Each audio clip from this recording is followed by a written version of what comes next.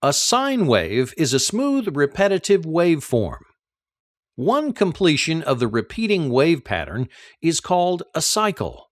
The time it takes to complete one cycle of the wave is called the period. In this example, the time it takes to complete one cycle is 0.25 seconds. So this waveform has a period of 0.25 seconds. The unit of measurement of wave frequency is called hertz. A hertz is equal to the number of wave cycles occurring in 1 second.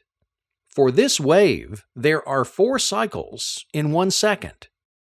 Given that frequency is 1/t, or period, then the frequency is 4 cycles in 1 second, or 4 hertz. The highest point or the lowest point of an AC waveform are referred to as peaks. Peak amplitudes or values can be measured in the positive direction starting from the baseline or in the negative direction. The peak-to-peak value is measured from the negative aspect of the waveform to the positive aspect. In symmetrical waveforms, the peak-to-peak value is twice the peak value.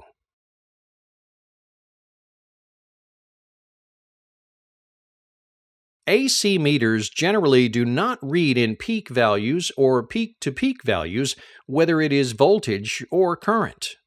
AC meters will read in root mean square or RMS values, also referred to as effective values. If the DC is set at 10 volts, this will produce a certain amount of power and heat in the resistor.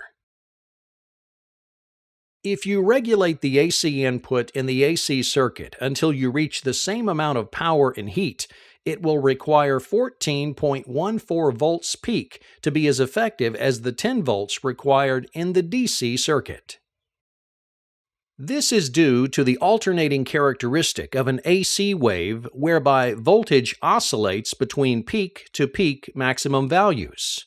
Thus, on average, full voltage is not being continuously delivered to the AC circuit to generate the same power as a DC circuit.